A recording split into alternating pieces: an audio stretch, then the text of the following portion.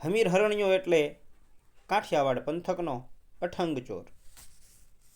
એ એના ગામ જયશંકપુરથી 50 કિલોમીટર દૂર ચોરી કે ધાડ પાડી એક હરણ જેમ સ્ફૂર્તિથી પાછો આવી જતો. જોકે આવી ભાગદોડથી એ વાજ આવી ગયો હતો, માટે ચોરીનો ધંધો હવે આટોપી લેવો સારો. પણ એક છેલ્લી ખેપ મારી મોટો દલ્લો હાથ કર્યા પછી અને એક મેઘલી રાતે હમીરો એની તેજળ ઘોડી પર સવાર થઈ છેલ્લી ખેપ મારવા નીકળ્યો. રાત્રિનો બીજો પહર શરૂ થતાં હમીરો 40 કિલોમીટર દૂર નીકળી આવ્યો. શેત્રુંજી નદી આવતા એણે ઘોડીને પાણી પાયું અને પછી નદીના સામે કાંઠે લેઘોર બાવળ ઝાડની કાંટમાં હમીરો આડો પડ્યો. આ એની છેલ્લી ખેપ હતી. ત્યાં ભૂતનાથની દેરી આવતા ઘોડી સહેજ ધીમી પડી. હમીરાએ આંખો ઝીણી કરીને જોયું તો અંધારામાં ભૂતનાથની દેરીના ઓટલે એક માનવોળો બેઠો હતો અને બાજુમાં એની ઘોડી ઊભી હતી. દેરી આવતા ઘોડી રોકીને હમીરાએ પડકાર કર્યો, એટલે આ ભાઈ કોણ છે તું? આ કાળી રાતે અહીં આવી? કાળ રાત્રિએ તો આપણી જેવા ધંધારથી જ હોય ને, એટલે તુંય? હા, હુંય તમારી જેમ ચોર છું. બસ પછી તો બેયને જામી. હમીરાએ ઘોડી પરથી ઉતરી બીડી બાકસ કાઢ્યા અને દિવાસળીના આંજવાળે જોયું તો તરવરિયો જુવાન હતો. બંને બીડી સળગાવી. હમીરાએ કહ્યું, દોસ્ત લે, આ પહેલાં મારી ઓળખાણ આપું. હું જયશંકપુરનો હમીર હરણિયો. તું? ઓળખું છું તને. તમારું નામ જાણીતું છે. મારું નામ એભલ ને ગામ કલ્યાણપુર. આમ ઓળખાણ બાદ વાતમાંથી વાત નીકળતા હમીરો બોલ્યો, દોસ્ત હવે હું થાક્યો છું, એટલે આજ મારી છેલ્લી ખેપ છે. એમાં એક મોટો હાથ મારવો છે. અરે મોટા, મારે આમ તો આજ પહેલી ગણો કે છેલ્લી આ એક જ ખેપ છે. તારા ધ્યાનમાં કોઈ શિકાર હોય તો બોલ. આપણે બે સહિયારા મળીને હાથ મારીએ. 7 પેઢી સુધી ચાલે એવી સંપત્તિવાળો પેલો સુજાનગઢનો માંડણ મૂકી છે ને? પણ મેં સાંભળ્યું છે કે માંડણ મૂકી મોટો ભરાડી છે. 2-3 તો એને ખૂન કરી નાખ્યા છે અને એ તમંચો સાથે રાખીને સૂવે છે.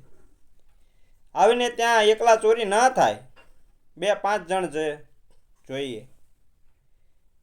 તમે જો મુખીની તિજોરી તોડવા તૈયાર હો તો મુખીની ચિંતા તમે છોડી દો. એ જ્યાં સૂતો હશે ત્યાં એની માથે હું ઊભો રહીશ, અને જો એ જાગી જશે ને તો હું એને સંભાળી લઈશ. બસ. એભલની વાત સાંભળી હમીર એની સાથે ભાગીદારીમાં સુજાનગઢમાં મુખીને ત્યાં ચોરી કરવા સહમત થઈ ગયો. છેલ્લી ખેપમાં મોટો દલ્લો મેળવવા માટે જ બંને ઘોડીઓ પર સવાર થઈ સુજાનગઢ આવી પહોંચ્યા. ઘોડી ગામ બહાર મોટા વડલા પાસે બાંધીને 2 જણ આસાનીથી મોટી ગજ જેવી દિવાલ કૂદીને મુખીના ઘરમાં ઉતર્યા. હમીરો કમરે છુપાયેલો તાળા તોડવાનો ગણેશિયો કાઢી તિજોરી પાસે પહોંચી ગયો અને એ ભલે ગરમીમાં બહાર ફળિયામાં સૂતેલા મુખીના પલંગ પાસે પોઝિશન લીધી. લગભગ 1.5 કલાકે હમીરો તિજોરીમાંથી તફડાવેલા માલની પોટલી લઈને બહાર આવ્યો ને એણે યાભલને નીકળવાનો ઈશારો કર્યો. ત્યારે યાભલે સૂતેલા માંડણ મૂકીને હાંકલો કરી જગાડેલા મુખીએ સામો પડકાર કર્યો, કોણ છે? અને પોતાનો તમંચો લેવા ઓશિકા નીચે હાથ નાખ્યો. રહેવા દે મુખી, તમંચો અહીં છે અને હું પોતે યાભલ કહીને યાભલે દહાડ 2 ફાયરિંગ કરી મુખીને પતાવી દીધો અને પછી ત્યાંથી બંને ભાગી નીકળ્યા. હવે સુતેલા મુખીને પતાવી દેવાનું કારણ હમીરાને સમજાયું નહીં. બંને વડલે આવી ઘોડી પર સવાર થઈ નીકળી પડ્યા. પણ એટલી વારમાં તો તમંચાના અવાજે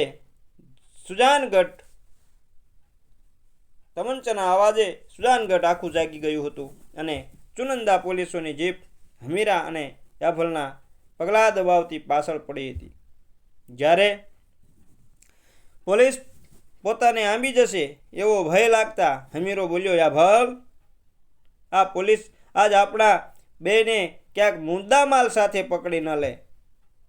મોટા, તમે માલ લઈને નીકળી જાઓ, આપણે પાછા પછી મળીશું. જાઓ, તમે જાઓ, હું આગળ પોલીસને રોકું છું. આવું યાભલે કહ્યું.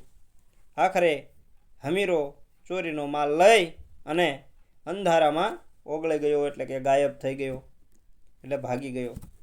હવે માંડણમુખીનું ખૂન અને લૂંટની વાત શાંત પડી જતા હમીરાને થયું કે હવે આ યાભલને તો એનો ભાગ યાભલ લેવા આવ્યો નહીં, માટે લાવને હું જ કલ્યાણપુર જઈ અને એને શોધીને એનો હિસ્સો આપી આવું.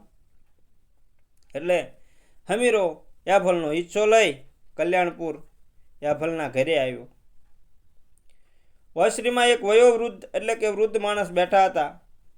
એને હમીરાને પૂછ્યું, યાભલ,